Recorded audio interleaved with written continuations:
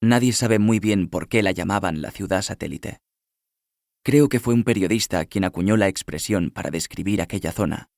Antiguos campos de cereales y algarrobos convertidos en suelo edificable, donde crecieron viviendas para los inmigrantes que llegaron alrededor de los años 60. Hileras de bloques idénticos de ventanas pequeñas, rectángulos de inspiración soviética levantados en pleno franquismo. Un espacio construido sin orden ni concierto, que una década después albergaba ya a más de 40.000 personas. ¿Satélite de qué?, se preguntaban sus habitantes. Es posible que el autor del término se refiriera a que el barrio, en su conjunto, dependía de la población de Cornellá, cuyo núcleo urbano quedaba al otro lado de las vías del tren. En cualquier caso, el nombre cuajó, en forma abreviada, la Satélite, y fue adoptado por casi la totalidad de sus habitantes, a pesar de que con toda seguridad nadie entendió su significado.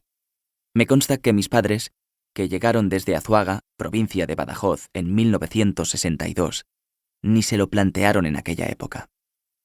Eran años de pocas preguntas y menos respuestas, de obediencia aprendida y enseñada, y, aunque solo una década más tarde las cosas empezarían a cambiar, había temas más importantes por los que protestar que un nombre que en realidad tenía su punto exótico, casi futurista.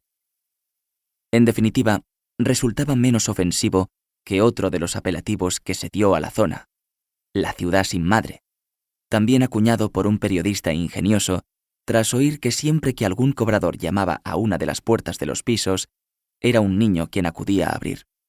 Un niño que no podía pagarle porque su madre, invariablemente, nunca estaba en casa. Los ciudadanos de Cornellá, los de toda la vida, también hablaban de ir a la Satélite, aunque de hecho no lo hacían. A pesar de que vivían en una ciudad obrera, carente por completo de glamour, aventurarse más allá de las vías del ferrocarril les parecía innecesario y, todo hay que decirlo, también desazonador e incluso peligroso. Cuando uno es básicamente pobre, los que lo son aún más provocan más miedo que compasión.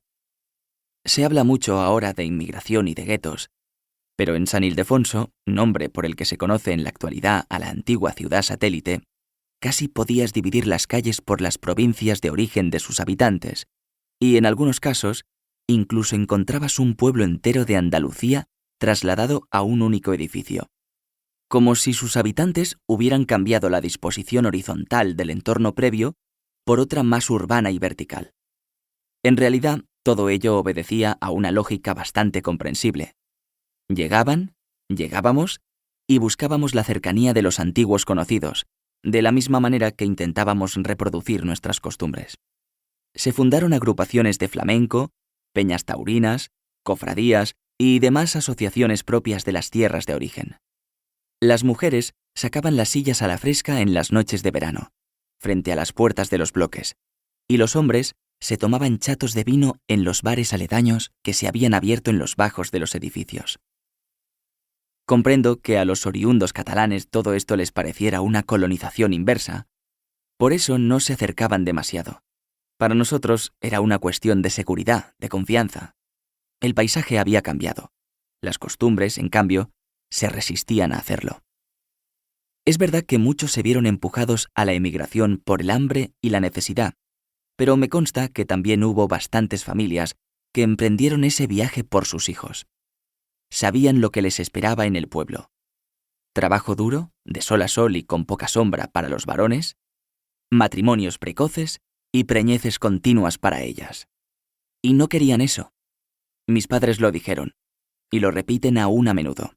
Ya tenían 3 hijos cuando llegaron a la Satélite, mi hermano y mis 2 hermanas, y de no haber sido por ellos, se habrían quedado en Azuaga, donde mi padre ganaba un jornal más o menos decente, a cambio de deslomarse trabajando en una finca. Pero por las noches, cuando se acostaban, se pasaban horas pensando en el futuro que aguardaba a su prole. No exigía demasiada imaginación, era más o menos el mismo que su presente, y un buen día decidieron agarrar los bártulos, liarse la manta a la cabeza y marcharse.